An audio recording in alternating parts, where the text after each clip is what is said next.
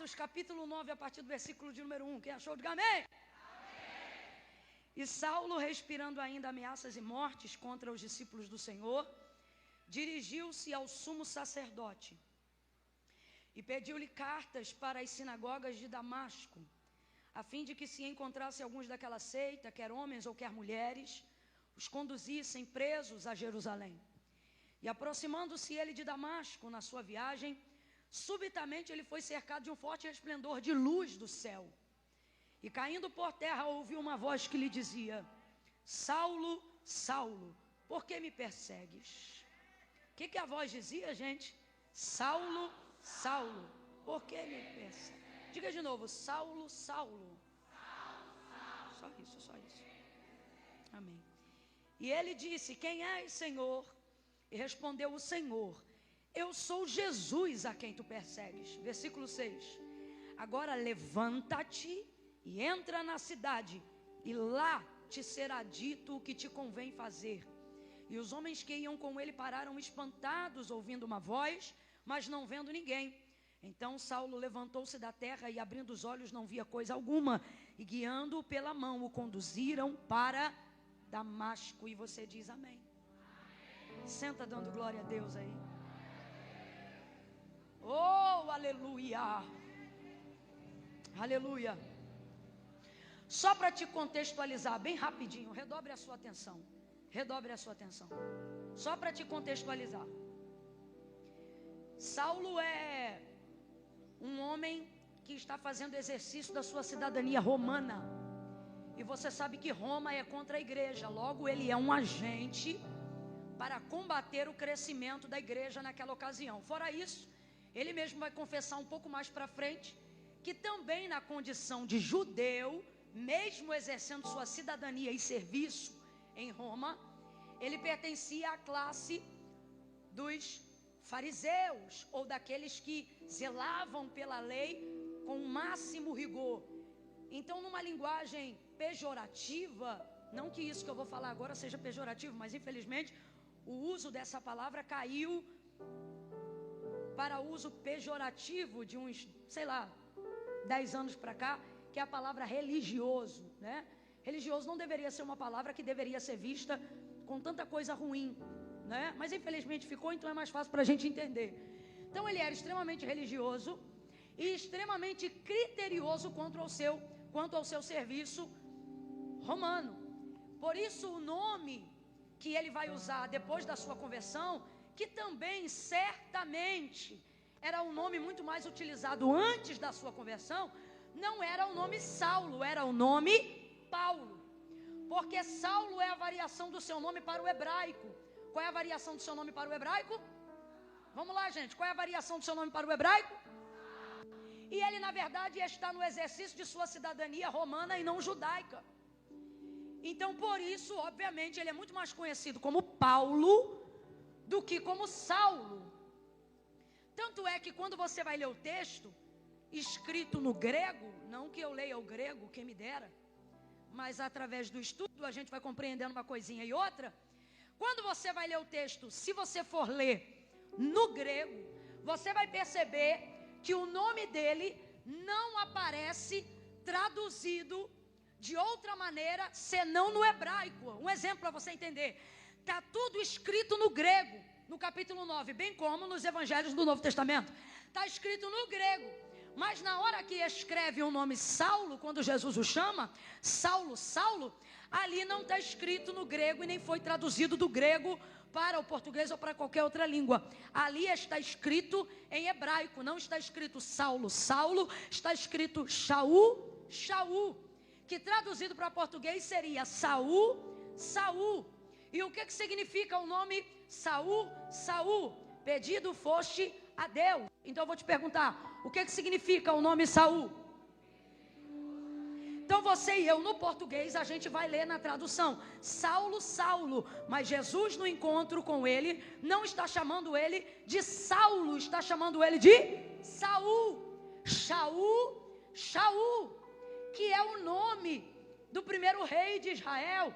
E por isso há tanta carga e tanto significado nesse nome, não só na sua variação de tradução etimológica, mas no peso profético que esse nome também carrega, porque o texto diz que o Senhor não queria que o povo de Israel tivesse um rei. Quem lembra disso?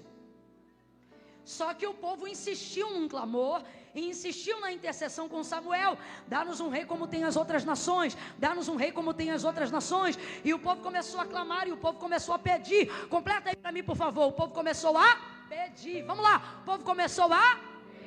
E o povo pedia a Samuel para que Samuel pedisse a Deus. Pedia a Samuel para que Samuel pedisse a Deus. Então veja, Israel ter um rei não foi da vontade de Deus, mas visto que Deus decidiu atender o clamor do povo, o próprio Deus escolheu que rei seria a resposta desse clamor. E esse rei foi? Quem lembra? Esse rei foi? Não à toa, Saul significa exatamente o que eu acabei de lhe dizer, que é o quê? Pedido foste a Deus. Pedido foste a Deus. Guarde essa informação. O que significa o nome Saul? Então, quando Jesus não chama Paulo no caminho de Damasco, na sua conversão, pelo seu nome mais conhecido, que era Paulo, mas chama ele de Saulo, que é Saul, que é Shaul, Jesus está falando o que com ele naquele diálogo, através da interpretação do seu nome. Então eu não vim aqui fazer a minha vontade espontânea apenas, eu vim aqui atender um pedido feito a... Agora a primeira coisa que você tem que pensar é o seguinte: quem pediu? Por que não chamá-lo de Paulo, de pequeno? Por que não, no encontro da sua conversão, não utilizar a variável do seu nome, que transita entre pequeno ou de baixa estatura, e no profético humilde ou menor? Por que não aproveitar que ele já estava batido, ele estava no chão? Por que não ver ele nessa condição e já não trazer um nome que combinava mais, aparentemente, com a circunstância de Saulo naquele momento, quando ele vai com o rosto em terra, cercado pelo forte resplendor de luz, que era a presença de Jesus, que foi encontrá-lo pessoalmente na entrada do caminho da porta que dava para Damasco? Por que não dizer Paulo, Paulo? Por que dizer Saulo, Saulo? Porque ele está ali para atender um pedido feito a Deus. Agora a pergunta é: quem pediu? Catuca duas pessoas aí, pergunta: quem pediu? Quem é que pede? Quem é que faz um clamor desse, gente? Quem é Saulo? Ou quem é Paulo? Alguém que está na condição de um dos mais severos perseguidores e impedimentos da igreja. Olha como é que ele vai chegando no caminho de Damasco, respirando ainda ameaças e morte contra os discípulos do Senhor. Ele acreditava que o que nós chamamos de evangelho nada mais era do que uma seita daquela época. E ele, como alguém extremamente religioso, se achava empoderado do direito de arrebentar com essa seita. Então ele vai pedir cartas de autorização para entrar em Damasco. Veja, ele está tão focado na perseguição contra a igreja, que ele vai pedir cartas, porque ele não tinha jurisdição para entrar em Damasco, onde a obra crescia. É como se ele estivesse fazendo hora extra de graça para o Império Romano. Tão focado ele está naquela missão. E aí, dentro desse contexto, por que Deus não o chamaria, porque Jesus não o chamaria na variável do seu nome, que era o nome pelo qual os romanos também lhe chamavam, que não era Saulo, mas que era Paulo, porque esse é o nome de exercício da sua cidadania romana. Mas por que então o Senhor vem e diz: Shaul, Shaul, pedido foste a Deus? Ai, irmãos, essa colocação normalmente assusta a maioria das pessoas, principalmente se você já morou ou mora numa região de alto índice de violência. Se alguém chegar perto de você e falar assim: fulano está perdido, você já sabe o que isso significa. Ou você nasceu rico de berço e nunca entendeu essa linguagem. Rico de berço, glória a Deus. Eu sou do Rio de Janeiro, e se alguém chegar para você e falar: fulano, ciclano está perdido, é a mesma coisa de dizer: está perdido, perdeu a vida, alguém o jurou, alguém o pegará, ele pagará por algo que fez. Só que a maneira como o Senhor anuncia isso na conversão de Saulo no caminho de Damasco, não é de uma maneira desesperançosa, mas é de uma maneira nova, que aponta para um novo caminho de vida. Deus está chamando ele por um nome que ele não era comumente chamado, por dois motivos. Primeiro, eu não estou te chamando pelo nome da tua reputação, eu estou te chamando pelo nome da tua origem. Eu conheço a tua essência. Todas as vezes que Deus for encontrar com você, todas as vezes que Ele quiser te dar um novo rumo e uma nova direção para a tua vida, a quantidade de seguidores do teu Instagram não vai impressionar Deus. A quantidade de métodos que você aprendeu para estabelecer contato, contratos, empresas, não vai impressionar Deus. Quando Deus chama um homem, Deus não visita a reputação desse homem, Deus visita seu caráter, Deus visita a sua essência. Depois de Pedro aparentemente já está totalmente convertido, Jesus vai repreendê-lo, porque percebe nele uma conduta que não combina com o caráter de quem será o primeiro apóstolo da igreja. E então Jesus, trazendo a revelação da sua entrega no Calvário, vai dizer como ele vai se entregar e como o Filho do Homem vai padecer. Nessa hora, Pedro, ao ouvir essas palavras, ele vai dizer: Senhor, não faça isso contigo mesmo. E aí o Senhor Jesus vai dizer para ele: para trás de mim, Satanás, tu que me serves de escândalo. O Senhor não está falando com Pedro, está falando com o diabo que usa ele naquele momento, porque para o Senhor a essência predomina mais do que aquilo que a boca quer dizer. Você se lembra de quando o Senhor mandou Samuel ir à casa de Jessé o belemita, dizendo para ele que dentre os seus filhos ele tinha um rei voltado para a aparência, lembrando-se de Saul. Samuel vai olhar para Abinadab, para Eliabe, para Samar, e ele vai pensar: certamente está diante de mim um ungido do Senhor. Mas a voz do Senhor vai bradar no coração de Samuel e vai dizer para ele: não te atente para a aparência, não olhe para a estatura, porque eu, o Senhor, não vejo como vê o homem.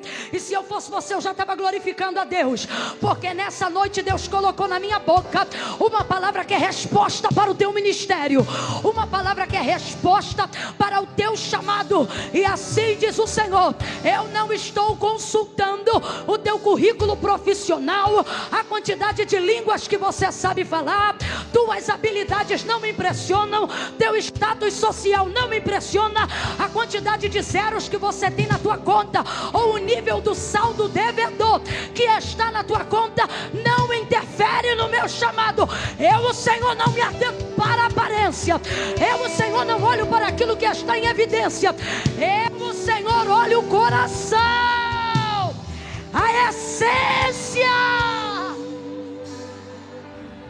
A essência. Nessa noite o Espírito Santo de Deus está passando em revista.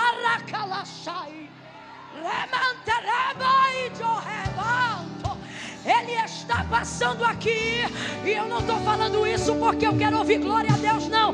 Eu estou falando porque Ele está dizendo: eu estou passando em revista corações e ministérios.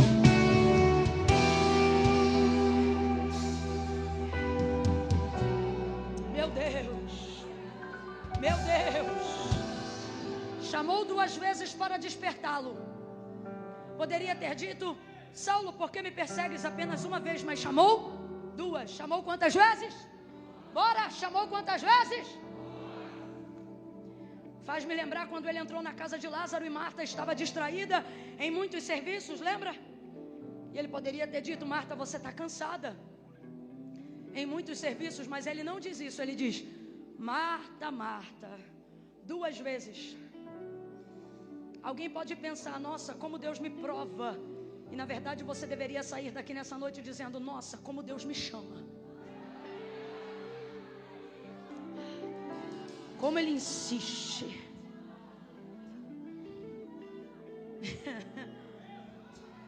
Nenhuma das desculpas que você tem dado para Deus vão convencê-lo a deixar de continuar chamando o teu nome para aquilo que Ele te escolheu para fazer. Pedido foste a Deus. Quem eu vejo pedindo aqui? Quem eu vejo pedindo aqui? Não está no texto de Atos 9, mas eu vejo na Bíblia. Eu vejo a igreja clamando por Saulo, por Paulo. Por que, Camila, que você vê a igreja? Porque os últimos apóstolos, ou os fundadores da igreja primitiva, foram aqueles que caminharam ao lado do próprio Senhor Jesus. Foi uma mentoria direta. E o que Jesus ensinava para eles? Jesus não ensinava a revidar, mas a resistir. Você não vai ver Jesus dizendo: acabe com seus inimigos, destrua seus inimigos, mate os seus inimigos. Não, o que você vai ouvir Jesus ensinar a esses discípulos que se tornariam a futura igreja dele aqui na terra é: se te baterem em um lado, dá um soco nele. Foi isso, gente, que Jesus ensinou? Se te ferir de um lado da face, oferece a outra. Oferece a outra. Oferece a outra. É muito difícil isso, gente. Oferece a outra. Aí ele vai ensinar essa igreja a orar. E na hora de ensinar essa igreja a orar, ele não ensina essa igreja a subir monte, bater pé no chão e dizer: dá de espada neles. Ele não ensina essa igreja a entrar para dentro do quarto e marchar e dar ordem em anjo, como se anjo obedecesse oração. Deus, vai lá e desfaz. Ele dará ordem aos anjos ao vosso respeito. Você não manda em anjo. Eu não mando em anjo. E ele não ensinou nada disso. Olha o que ele ensinou. Quando vocês forem orar, orem assim pelos vossos inimigos. Ele disse: amai os vossos inimigos, intercedam por aqueles que vos perseguem. Pastor Hernani Santos tem uma frase que eu amo. Ele diz o seguinte no livro Corações Profundos, Revelações Profundas. Ele diz o seguinte: é impossível você ficar com raiva de quem você ora. E eu fiz o teste e é verdade. É impossível você nutrir ódio, mágoa, ressentimento de quem você torna alvo da tua súplica. Rapaz, é uma parada tão doida, tão doida, tão doida, que tu começa orando com ódio, tu começa orando com raiva, no final tu está com compaixão do miserável, achando que ele merece mais do que você, da bondade, da misericórdia de Deus. O Espírito Santo te envolve numa súplica, e quando você vê o ódio, não tem mais, a mágoa não tem mais. Guarde isso, você não gravar mais nada do que eu vou falar daqui para frente. É impossível você sentir raiva de quem é alvo da sua oração. Então, é uma orientação de Jesus. Ele disse: orai por aqueles que vos perseguem. Paulo era o que, gente? Ele era o que, gente? Abre essa boca em nome de Jesus. Ele era o que? Então você consegue imaginar essa igreja que foi discipulada por Jesus, esses pastores, esses apóstolos, esses ministros que foram discipulados e mentorados pelo próprio Filho de Deus em pessoa. Você consegue imaginar eles fazendo reuniões e dizendo: Jesus, vai lá, mata ele. Vocês conseguem imaginar isso? Alguém aqui consegue imaginar tamanha loucura? Você acha que esta igreja, quando se reúne para orar, levando em consideração a perseguição da igreja, você acha que eles estão orando pelos perseguidores, pedindo Deus para matar, pedindo Deus para destruir? Você acha que alguém como Pedro, que negou a Jesus 3 vezes, está orando, pedindo Deus para destruir quem está perseguindo a igreja? Alguém que foi alvo da misericórdia, alguém que foi alvo da segunda chance. Muitas vezes, através da intercessão, no chamado, encontramos um caminho mais rápido pedindo Deus para matar, encontramos um caminho mais rápido pedindo Deus para destruir. E por que esse caminho nos parece mais rápido? Porque esquecemos da misericórdia que Deus exerceu sobre nós. Camila, eu não estou entendendo. Vai entender agora que eu vou falar rasgado. Você só acha muito difícil Deus quebrantar um coração de alguém que tenta te destruir, levantar a vida de alguém que faz de tudo para te abater, porque você esqueceu-se do quão misericordioso Deus foi na tua redenção. Você esqueceu-se do quão grandioso Deus foi quando decidiu perdoar os teus pecados, porque um pecador arrependido de verdade, quando ele tem consciência do que Deus o salvou, de onde Deus o tirou, da mentira, do engano, do abandono, da pornografia, da palavra pesada, torpe, ele não acredita que nada seja impossível para o Senhor. Então, ao invés de orar e dizer mata, ele diz prepare e converte. Se tu fizeste comigo, tu pode fazer com qualquer um na minha casa. Se tu fizeste comigo, nada é impossível para o Senhor fazer na minha família. Levanta a tua mão que eu estou sentindo graça de Deus. Receba súplica, receba poder para interceder, não para escolher o caminho mais rápido da morte, mas para escolher o caminho que vale a pena, o caminho da vida. Ao invés de dizer prepara e leva, a partir de hoje você vai orar: salva e faça dele um obreiro, salva e faça dela uma pregadora, salva e faça dele um pastor, salve e faça dele um ministro. Vida!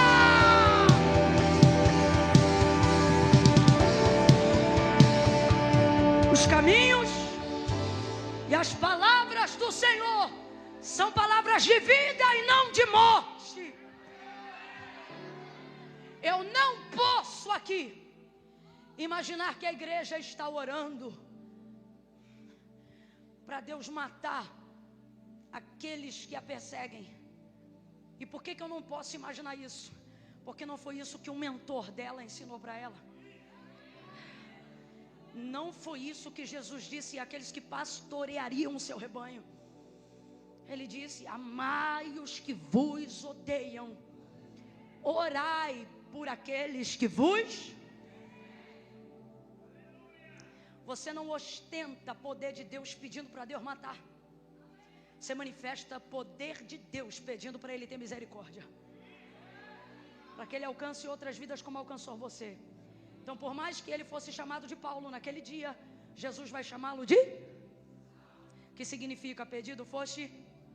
Porque eu imagino, e agora sou eu que estou dizendo, que o clamor da igreja não era mata, mas era salva. Salva. Eu acredito numa igreja que orava até por César. Eu acredito em uma igreja tão piedosa que orava até para que Roma fosse alcançada. Eu acredito que uma igreja empoderada de verdade, e um homem e uma mulher que foi chamado por Deus para exercer um ministério com verdade, ele não usa o seu poder para destruir, mas para edificar. Saul, Shaul, pedido foste a Deus, pedido foste a Deus. Agora, Camila, eu estou vivendo uma situação, irmãos, eu não planejei pregar isso que eu estou pregando agora, acredita? Não planejei. Mas é noite de resposta para intercessores aqui nessa noite. Para gente que precisa aprender a usar a unção que Deus deu, a direção que Deus está dando. Mas Camila, como eu vou pedir? Como eu vou pedir por alguém que não quer ser pedido? Só que você não pede para quem precisa ser pedido, você pede para quem tem autoridade para receber pedido.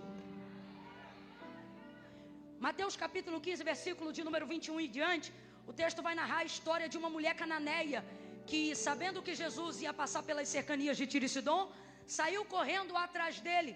E o texto diz assim: gritando pelas cercanias, ela clamava: Senhor, filho de Davi, tem misericórdia de mim, que minha filha está miseravelmente endemoniada.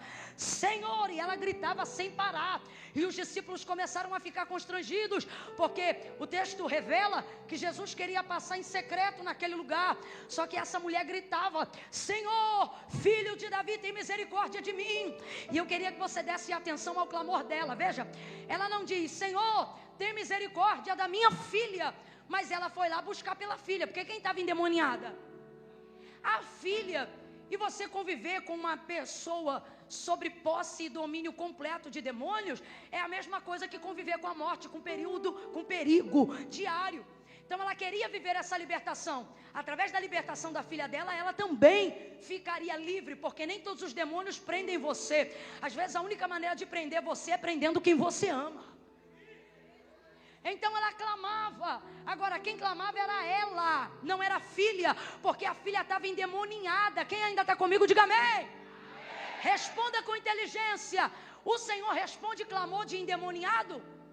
Gente possessa por demônios ora? Gente com a mente cauterizada pelo erro ou pelo pecado, ela faz intercessão para Deus? Não. Então mais uma vez, Jesus tem compromisso com o demônio? Não. Então ela está lá pela filha, mas não é a filha que clama, é a mãe. Como ela sabe que a atenção do Senhor não é para o alvo da nossa busca, mas é para quem busca. Vou falar de novo. A atenção do Senhor não é para o alvo da nossa busca, mas para quem busca. Pedi e dá-se-vos-á. Buscai e achareis. Deus não está olhando quem você quer abençoar. Deus está olhando a maneira como você busca Ele para que Ele abençoe. Deus não está olhando quem precisa de libertação. Deus está olhando para quem o intercessor está clamando por libertação. Aí esta mulher vai dizer: Senhor, filho de Davi. Ela foi buscar a libertação da filha, mas ela não diz: tem misericórdia da minha filha. Pode olhar o texto em casa. Ela diz: tem misericórdia de mim, que minha filha está miseravelmente endemoniada. Então o que ela está dizendo? Senhor, tem misericórdia é de mim. E como é que eu estou pedindo para o Senhor manifestar que tem misericórdia de mim? A minha intercessão é que se tu tiveres misericórdia de mim, tu vai libertar ela. Se tu tiver misericórdia de mim, tu vai alcançar ela. Porque os ouvidos de Deus é para quem clama. Os ouvidos de Deus são para quem intercede. E por que eu estou pregando isso aqui nessa noite? Deus é minha testemunha que não era o que eu queria pregar. Porque Deus está dizendo: você não está sabendo usar a chave que eu te dei. Seu chamado está vivendo um nível de engessamento. Sua unção não está manifestando toda a libertação que ela poderia. Porque você olha para quem precisa e diz: fulano não vai querer Deus nunca, ciclano não vai aceitar Jesus nunca, o outro não vai largar a cachaça nunca. Você fica dizendo: Deus olha para ele, Deus olha para ela. E Deus está dizendo: eu não olho para quem está de costas para mim, eu olho para quem está diante de mim. Então você deveria estar clamando e estar dizendo: olha para mim, tem misericórdia de mim, porque eu sou tua serva. Eu vim no culto, ouça, eu ofertei, eu estou diante da tua presença. Eu vim aqui te clamar por aquilo que me aflige, eu vim aqui te buscar por aquilo que me incomoda. Filho de Davi, tem misericórdia de mim. Ela clamava e não parava. Filho de Davi, tem misericórdia de mim. Bata no teu peito e diga: de mim, diga: de mim. Meu Deus.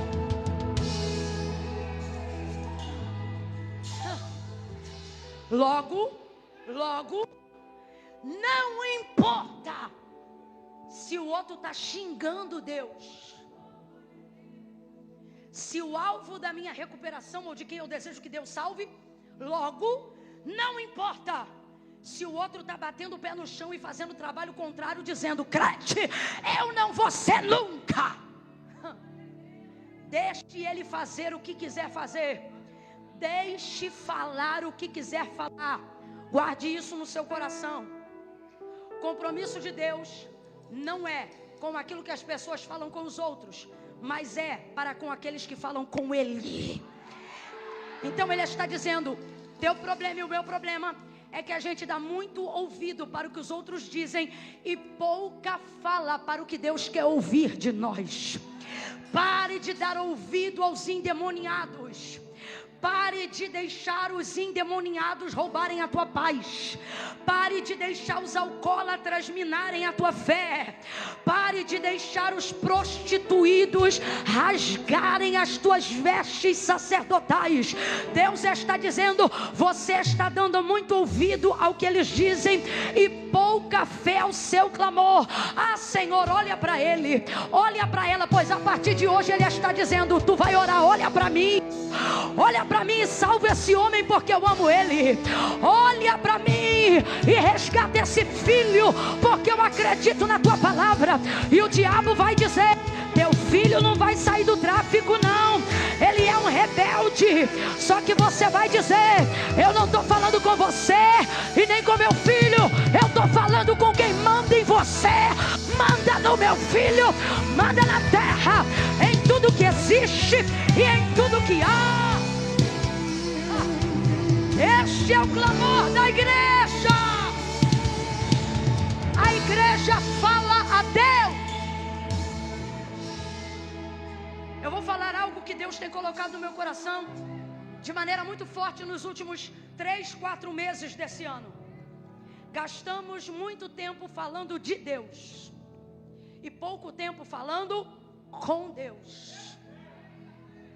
Você fala de Deus lavando louça, você fala de Deus arrumando casa, você fala de Deus no ônibus, no carro, no telefone, no WhatsApp. Você fala de Deus escrevendo, fala de Deus falando, fala de Deus cantando. E você acha que se você está falando, Deus está ouvindo e está tudo certo. Só que Deus me trouxe hoje aqui para dizer: uma coisa é você falar de mim para os outros, outra coisa é você falar comigo. Tudo, olha para cá. Tudo que você sabe sobre Deus não determina seu nível de poder e de unção. Não é o quanto você sabe que Ele é capaz de fazer que faz Ele fazer. É o quanto você é capaz de colocar diante dEle o que você precisa, deseja e quer que Ele faça.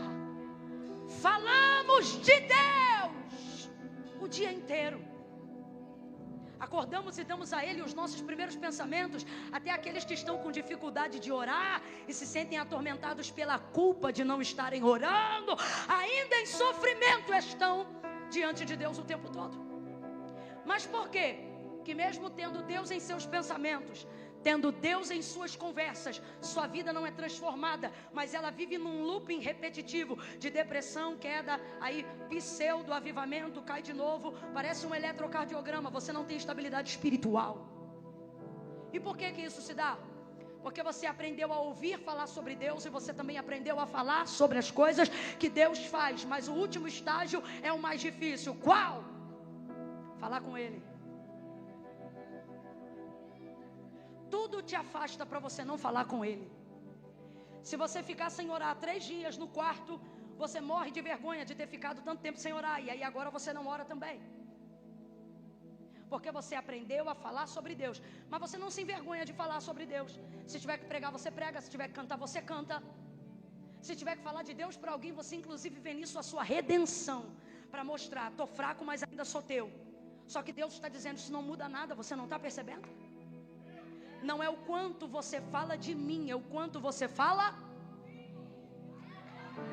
comigo. Com essa chave? A igreja não falava só de Deus, a igreja falava todo dia.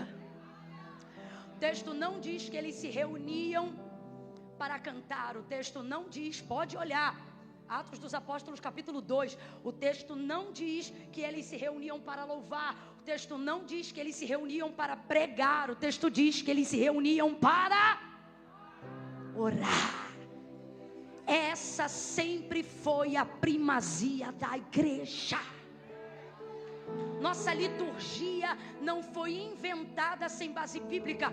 Tudo que os crentes vão fazer, ou o que eles não sabem se farão, começa sempre com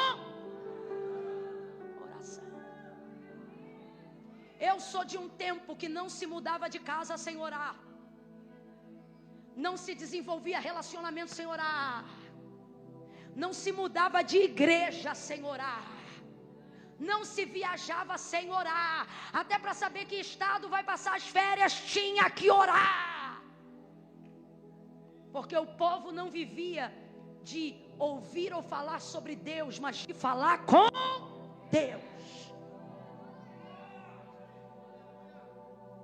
A igreja falava com Deus, aleluia. A igreja falava com Deus. E certamente ela não estava dizendo: mata, destrói, defrauda, arrebenta, vinga. Ela estava fazendo o que Jesus mandou, porque a igreja tem que cumprir a palavra. Então certamente a igreja não dizia mata, a igreja dizia salva. Porque sendo tão conhecido como Paulo, lhe chama Shaul, Shaul. Para mim, o que Deus está dizendo em Cristo é: eu vim atender um pedido. E você foi pedido a Deus. Então não importa o quanto você foi jurado a outras pessoas. Não importa a expectativa que outras pessoas criaram em cima de você. Você foi chamado para atender as expectativas do céu ao seu respeito. Você foi chamado para atender a vontade de Deus acerca do teu tempo, do teu dinheiro e da tua energia. Você pensa que está cansado e cansada por causa da obra de Deus. Obra de Deus até cansa, mas também revigora. Você se cansa pelos motivos certos. Normalmente o cansaço desumano e sobrenatural que nós estamos sentindo não é por ter capinado um quintal, batido uma laje ou entrado na escala de trabalho de limpeza da igreja. Na maioria das vezes o que esgota a nossa força e mina a nossa energia é a nossa necessidade de atender a expectativa de pessoas que estão ao nosso redor e que em nada tem a ver com o nosso chamado, mas tem com a aprovação do público. É isso que está te esmagando. É isso que muitas vezes esmaga o meu chamado. Só que nós vamos perceber que quando o Senhor chama Saulo, Ele deixa claro duas verdades. E a primeira eu te entreguei, só vou entregar mais uma e eu entrego o microfone. A primeira é essa: Deus não está aqui para atender expectativas humanas, mas a pedidos, a orações. Camila, o que Deus tem para fazer na minha vida, profeta nenhum vai revelar aquilo que só em oração você pode falar com Deus. Busque a Deus, fale com Deus, seu chamado será descortinado. A missão de Deus para a sua vida será descortinada. Eu vou falar rasgado, ainda nesse primeiro ponto. Pare de terceirizar a leitura da palavra. Pare de terceirizar a ministração da palavra. Até para falar de Deus a gente fala errado. E por quê? Porque a gente está terceirizando o privilégio de falar com Deus pessoalmente. Você acredita mais na oração que fazem por você do que nas orações que você deveria estar fazendo diante de Deus. Por que isso está acontecendo? Porque você está sendo consumido. E é uma noite de despertamento. Você está sendo consumido, consumida pela expectativa alheia. Com todo respeito, mas eu vou dizer: você está achando que chamado e exercício de chamado é corresponder a algoritmo social. Mano, você não é um algoritmo social. Você não anda pela medida dos métodos, você anda pela medida da fé.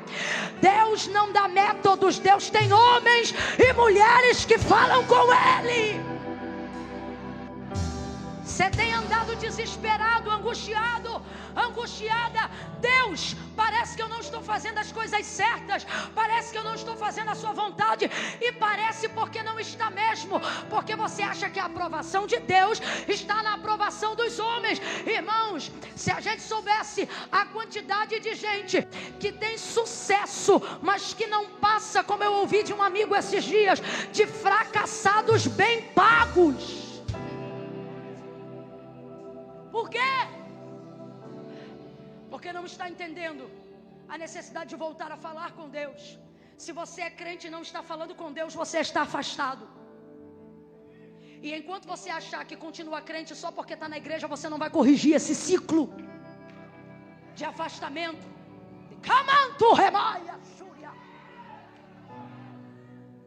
Vou falar como Deus está mandando. Não bebeu, não caiu, não fumou, não prostituiu.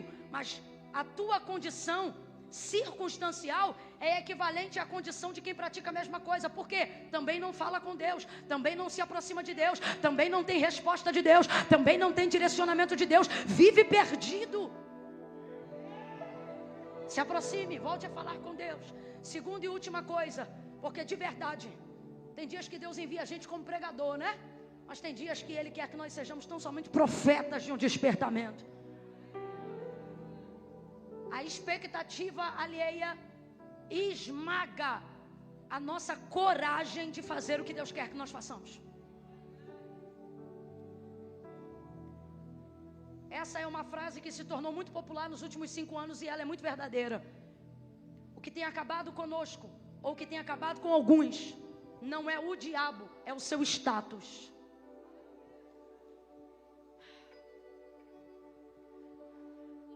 Seu medo de ser desaprovado pelos homens, de não fecharem mais contratos com você, de não te convidarem mais para as festas de final de ano, de você não receber a promoção que já estava às vésperas de que fosse você a pessoa a receber tal promoção.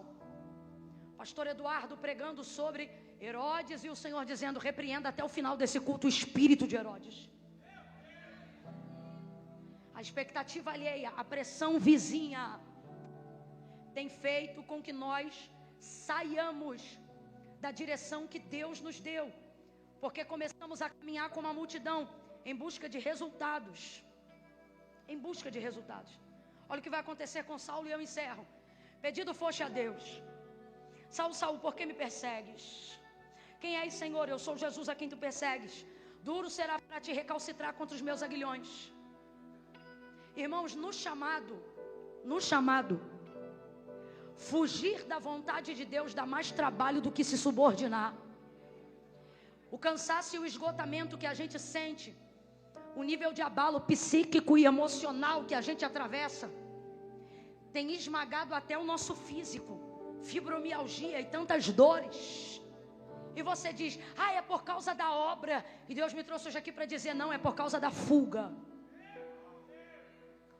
Você está pegando a energia que Deus te deu, a direção que Deus te deu, o chamado que Deus te deu, e de vez ir para cima de cabeça e se cansar pelos motivos certos, você usa toda essa energia para fugir para um lugar seguro.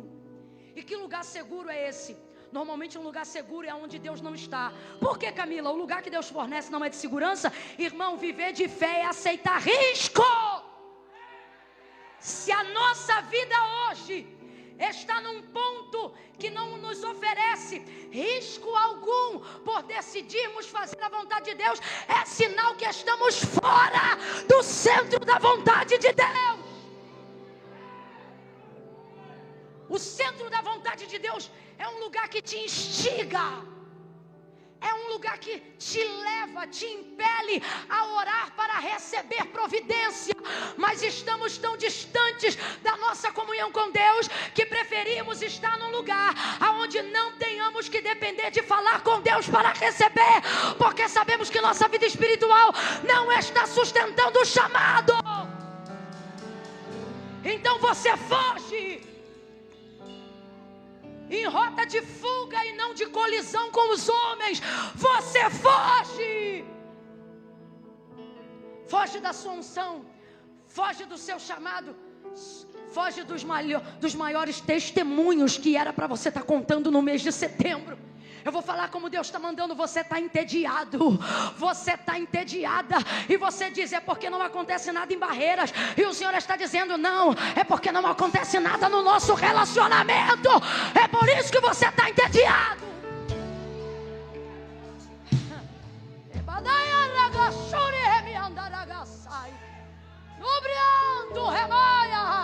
Terra, rebanto que levaia só. Eu sei, seria tão top se Deus me entregasse hoje algumas palavras, algumas revelações, algumas coisas. Só que eu penso que talvez Deus não esteja fazendo isso, não porque não seja bom, não porque não seja maravilhoso, mas para que você não saia daqui achando que o que você precisa começa aqui e termina aqui. Deus está dizendo: pode até começar aqui, mas só vai terminar quando tu voltar para o quarto.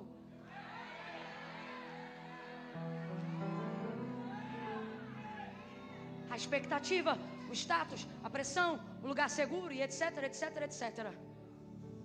O texto diz então que ele vai ao chão. Ele vai ao chão. Porque quando Deus te visita na essência e te chama, não pelo nome que o mundo te deu, mas pelo nome que a tua essência carrega. Você não vai ao céu, você vai ao chão. Agora, encontrar-se com Deus provoca isso. Você entra indo ao chão. Mas como é que foi que Saulo saiu? O Senhor lhe disse: levanta-te. Aleluia. Aleluia. Aleluia. Oh, aleluia. Eu estou sentindo uma graça de Deus tão grande aqui. Deus está dizendo assim: o medo que você tem de mim e do que eu vou fazer vai se provar quando você me encontrar. Você queria que eu falasse ao contrário, né? Mas não, eu vou falar a verdade. O medo que você está sentindo de mim, diz o Senhor, vai se provar em alguns aspectos quando você me encontrar. Eu realmente vou te confrontar. Eu realmente vou abater algumas coisas que eu não tolero mais na sua conduta. Eu realmente vou frear alguns projetos que você iniciou, mas que eu nunca aprovei. E isso pode vir a te abalar financeiramente, relacionalmente, pessoalmente, emocionalmente. Mas Deus está dizendo: tu vai se curvar diante de mim, mas eu te coloco de pé antes de te enviar, e tu não vai cair nunca mais. Deus disse para ele: levanta, levanta, levanta, levanta e entra na cidade, porque lá te será dito o que te convém fazer. Ele está dizendo: nunca mais tu vai ficar perdido. Tu vai levantar e vai saber o que tem que fazer. Vai levantar e vai saber onde tem que entrar. Vai levantar e vai saber aonde você tem que ir. Eu vou te dar uma direção que te leva.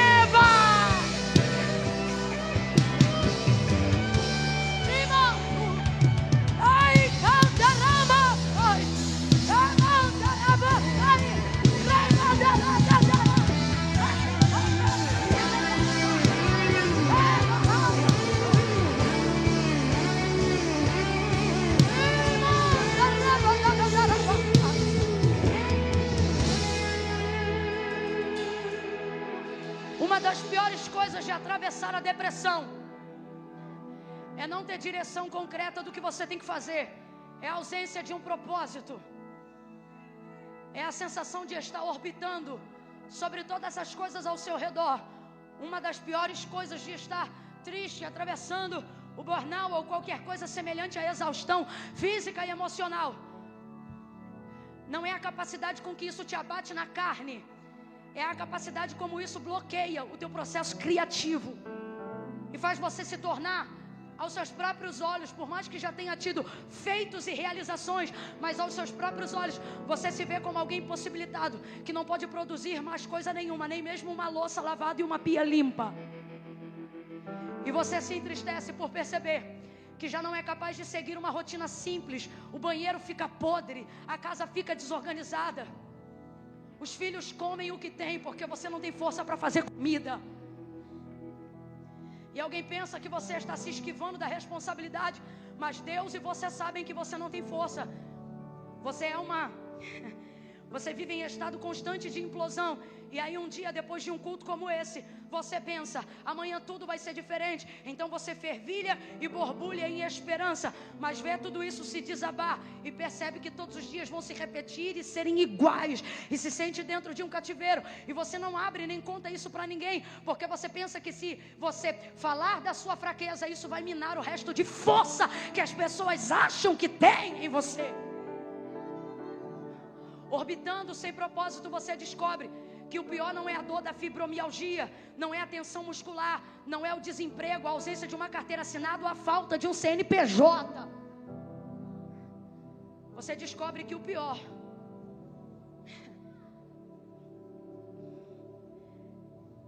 é perceber que você tem possibilidades, mas não tem direção. É perceber que você até tem possibilidades e caminhos, mas não sabe que direção tomar. Então é nessa hora que a maioria das vezes você pensa: seria melhor se eu dormisse e Deus não permitisse eu acordar. Você é crente, não tira a sua vida, mas isso não te impede de desejar a sua morte. Só que Deus me trouxe nessa noite para dizer: isso está acontecendo porque você foge de mim. Leve o melhor tombo da sua vida, desça diante de mim, e temporariamente você será abatido. Eu não vim contar um evangelho de mentira para você. Deus vai te peneirar, vai te ralar. Talvez o que Ele tem para você antes da honra seja o esmagamento. Porque a oliveira é melhor vendida como azeite do que como azeitona. E até aqui você veio até um ponto do processo, mas render-se ao esmagamento está acabando com você. Só que Deus está dizendo: o que mais você tem a perder? É isso que o Espírito de Deus me manda dizer a alguém aqui. O que mais você tem a perder? E eu vou dizer: o status. E é por isso que você não se rende, para que seus filhos não vejam como você está, que seu marido não veja como você está, para que o seu orgulho não veja como você está. Só que o Senhor está dizendo para mim e para você: humilhai-vos debaixo da potente mão do Senhor, e ao seu tempo Ele vos exaltará. Eu não programei dizer isso, mas Deus está mandando eu dizer. Diga para o irmão que está do seu lado: é a primeira vez que eu estou te pedindo para fazer isso. Diga para ele: até aqui. Grita para ele, diga: até aqui você foi azeitona, agora você será azeite. Diga: até aqui. Diga: até aqui você foi uva, mas agora você será vinho. Deixa ele esmagar. Desça diante dele, te humilhe diante dele.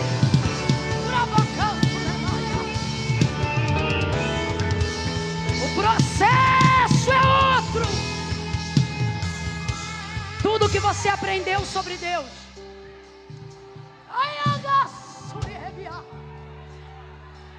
tudo que você conheceu sobre Deus até hoje, te trouxe até aqui. Olhe para mim, olhe para mim, olhe para mim. Por que você não está conseguindo romper desse ponto que você chegou? Porque você quer usar todas as ferramentas que você já viu Deus usar, que te trouxeram até aqui. Só que Deus está dizendo que tudo que te trouxe até aqui não te serve para te levar para mais lugar nenhum. Daqui para frente é rendição. Esmagado no chão. Agora veja, as pessoas adoram dizer que o Senhor derrubou Saulo. Se ele derrubasse, a obra não seria feita. Porque não é por força nem é por decisão. Se ele tivesse derrubado Saulo, como a gente canta, como a gente prega, nada disso que eu estou pregando teria acontecido. Por quê? Porque isso não é verdade. Aí ele caiu do cavalo. Mano, nem cavalo tem no texto. Aí é conjectura. Se é para conjecturar, a gente pode conjecturar um monte de coisa. Vamos conjecturar a coisa certa? Cercado por um forte esplendor de luz do céu, prostrado disse: quem és, Senhor? Mas o texto diz que caiu, porque é a maneira que foi traduzida para desceu depressa. É a mesma colocação dita para Maria quando se dobrou ao joelho dele, que dava-se aos pés de Jesus. Seria a mesma expressão de Atos 9. Aí você diz assim: Camilo, eu ainda tenho minhas dúvidas. Então vamos acabar com as tuas dúvidas agora. O texto diz que ele é um soldado. Ele caiu de joelho dobrado, mão espalmada no chão. Isso é sinal de rendir? Será que um soldado não sabe qual é a posição de rendição diante de alguém que é maior do que ele? Segunda coisa, ele não descobriu saber quem era para se render depois. Ele sabia que quem estava diante dele era maior do que tudo aquilo que ele já conhecia. E isso era o suficiente para levar ele para a rendição. Você não tem que esperar terminar de ler a Bíblia toda para se lançar no chamado, não, filho. Se você reconhece que tudo que te moveu até aqui é maior do que você, renda-se hoje.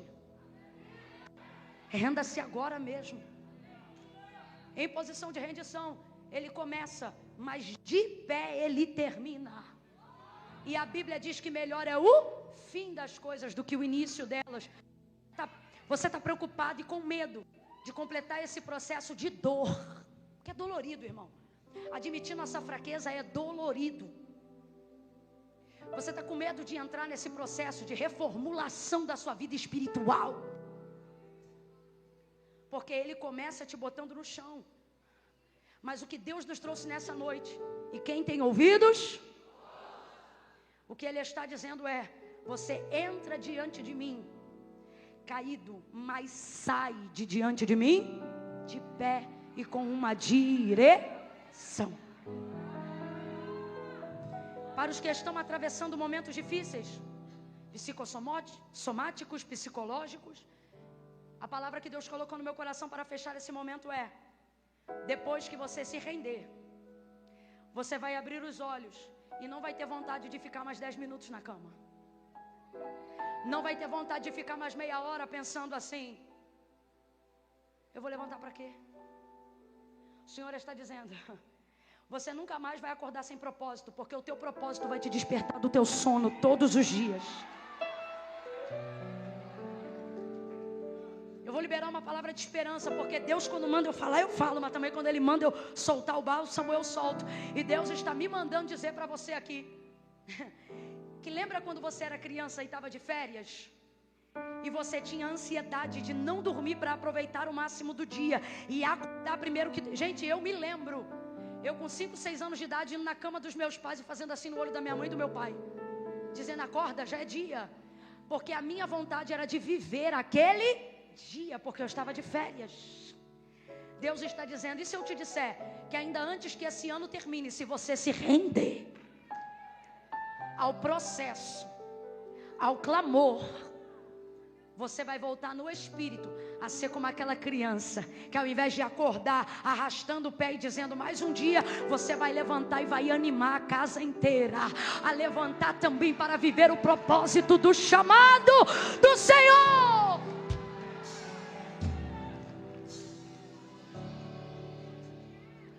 O Senhor deu a ele uma direção, e a direção era entrar na cidade. Que cidade?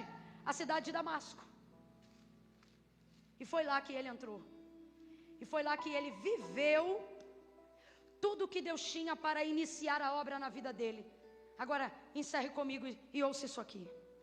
Quando ele pediu cartas de autorização para levar preso o povo de Deus, ele pediu essas cartas para entrar aonde? Quem lembra? Qual era o nome da cidade? Quem lembra? Hã? Então responda com inteligência. Aonde ele queria entrar? Aonde ele queria chegar? Só que quando ele chega perto de onde ele queria chegar, quem chega perto dele? Jesus.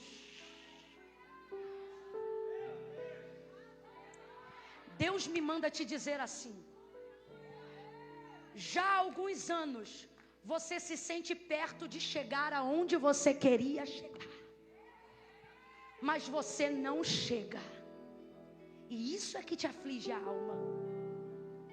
Aí você pensa: deve ter algo de errado comigo, ou deve ser o inimigo.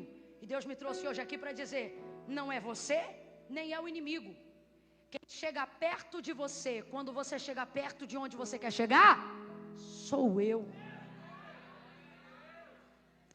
Porque nesse processo eu vou trabalhar com dor e desejo. Quanto mais desejo você tiver de algo, eu vou aproximar a dor de você, para você entender que não há realização de desejo sem ser na minha presença. Vou falar como Deus está mandando. Deus está dizendo: antes de você se realizar, você vai me realizar. Agora o texto diz que depois desse processo que ele vai viver bem no meio, tão perto de onde ele queria chegar, o texto diz que Jesus vai dar a direção para ele. E a direção é: volta para casa? A direção é: vai para Jerusalém? Não. Qual é a direção? Entra na cidade. Qual era a cidade? Qual era a cidade? Olha para o teu irmão e diz assim: você vai chegar aonde queria chegar. Prega para ele e diz: mas vai chegar como ele queria que você chegasse. Diga para mim: Saulo chegou ou não chegou? Chegou ou não chegou? Mas como é que ele queria chegar? Dando carteirada, prendendo, interrogando, cheio de orgulho, cheio de autoridade, cheio de habilidade, cheio de poder humano. E aí parece que eu vejo Jesus dizendo: vai chegar. Você quer chegar lá? Vai chegar. Mas vai chegar como eu quero. Não vai chegar por cima, vai chegar por baixo. Não vai chegar se achando, vai chegar na humildade. Deus está dizendo: eu estou te esmagando perto do caminho, porque eu vou fazer você chegar. Você vai chegar aonde você planejou chegar, mas chegará como eu planejei que você chegasse. Vai chegar do meu jeito, vai chegar do meu jeito, vai chegar como o temperamento que eu vou trabalhar, vai chegar como o jeito que eu vou trabalhar em você.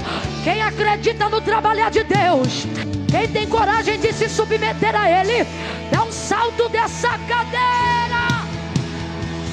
Você vai chegar, vai chegar. Meu Deus, esse grito está na boca. Assim diz o Senhor: você vai chegar, vai chegar, você vai chegar lá.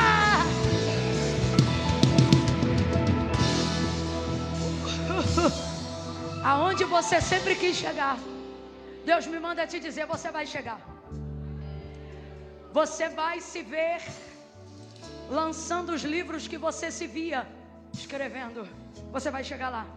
Ei, você vai ainda se tornar um pastor de ovelhas. Você vai chegar lá. Deus me manda dizer: você vai chegar. Você utilizou de tantos recursos humanos, tantos recursos herodianos, para tentar chegar aonde você queria chegar. E tudo isso foi interessante porque te fez chegar bem perto. Completa para mim, por favor. Te fez chegar bem? Só que isso foi também o que te deixou doente. Porque pior do que saber que você não pode chegar é saber que você pode chegar, mas não.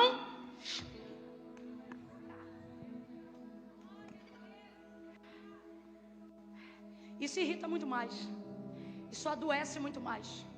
Isso machuca muito mais. Olha aqui para mim. Se você se reconhece um completo incompetente, sem habilidade alguma, você entende porque não tem o que queria ter. É um completo incompetente, sem habilidade alguma. Costuma funcionar assim. Agora, se você vê que não é tão ignorante quanto outros que, parecendo mais ignorantes, chegaram, aí você fica aflito e diz: eu não sou tão incompetente assim. Eu me esforcei, eu tenho me esforçado até para viver. Então fica uma pergunta, como um bichinho, como um cupim na ideia, dizendo: então por que eu não chego? Eu só consigo chegar bem? Eu fico pensando, por que Jesus não se aproximou dele quilômetros antes dele chegar em Damasco? Mas o texto diz que o Senhor apareceu para ele já no caminho. Ele estava tão...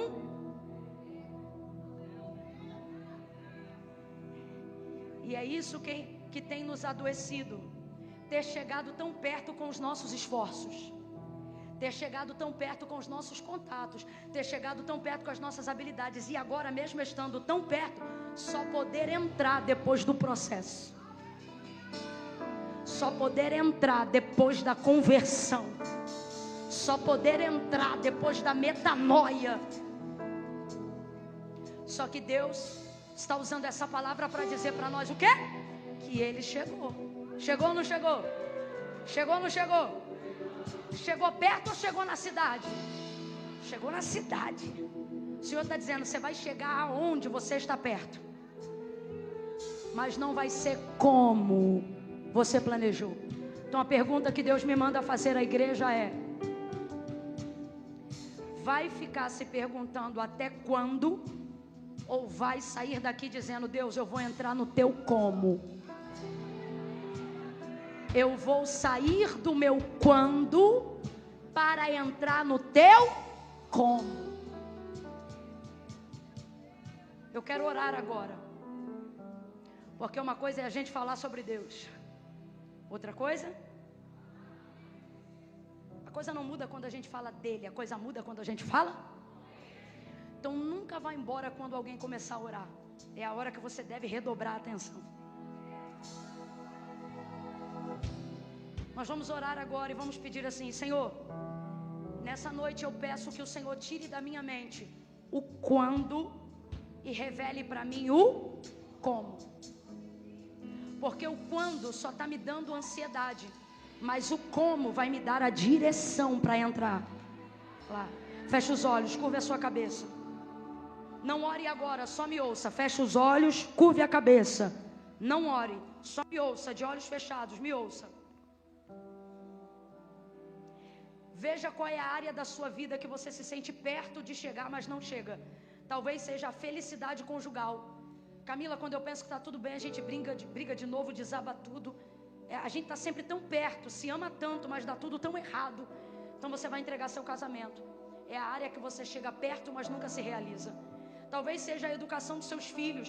Camila, às vezes eu penso que eu estou conseguindo implementar valores, princípios, mas daqui a pouco ele faz ou ela faz alguma coisa que quebra tudo e aquilo arrebenta a minha maternidade.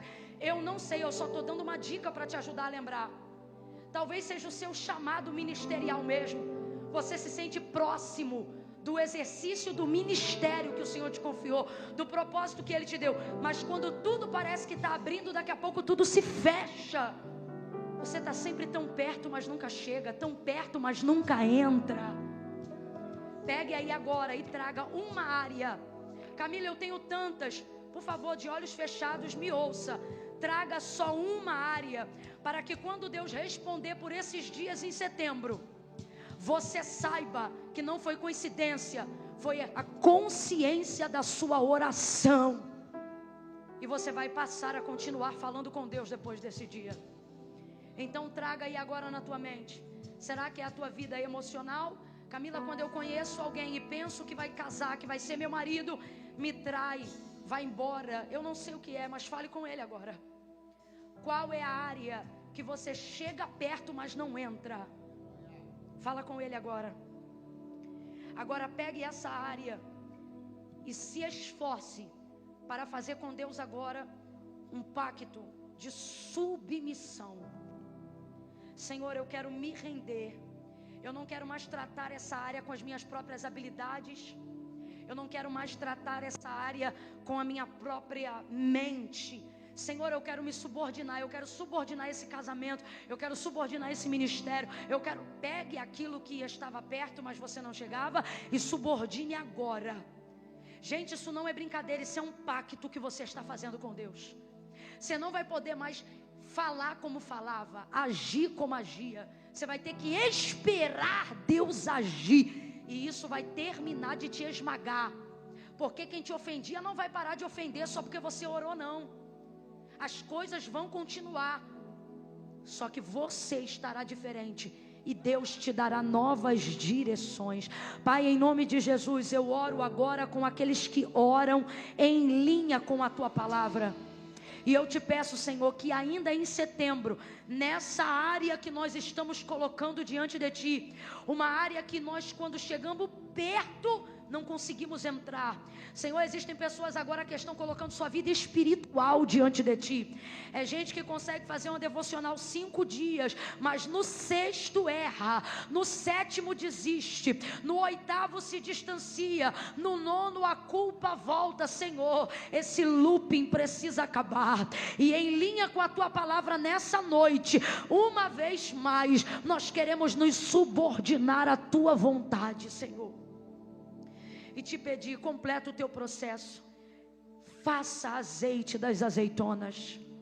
Faça vinho das uvas. E glorifica o teu nome.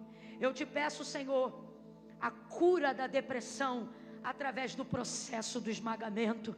Eu te peço a libertação completa através desse processo de rendição absoluta. Eu te peço, repreenda todos os temores e todos os medos através dessa conversão. Uma conversão verdadeira, a conversão de quem já se converteu, a conversão de quem precisa se converter nesta noite. Chama pelo nome. E que ainda antes desse ano acabar, o Senhor ouça a nossa oração, que será: cheguei. aonde eu queria, como Deus queria. E renova a esperança nessa noite. Renova a esperança e faz essa pessoa entender que ela chegou perto demais para desistir, perto demais para voltar atrás, perto demais para abrir mão desse sonho. Coloca ele dentro da cidade, coloca ela dentro da cidade, coloca os pés dele como tu colocaste os pés de Abraão em Canaã, coloca os pés dela dentro da geografia da sua realização, Senhor. Essa é a nossa oração, em nome de Jesus. Quem concorda, diga. Levante a sua cabeça.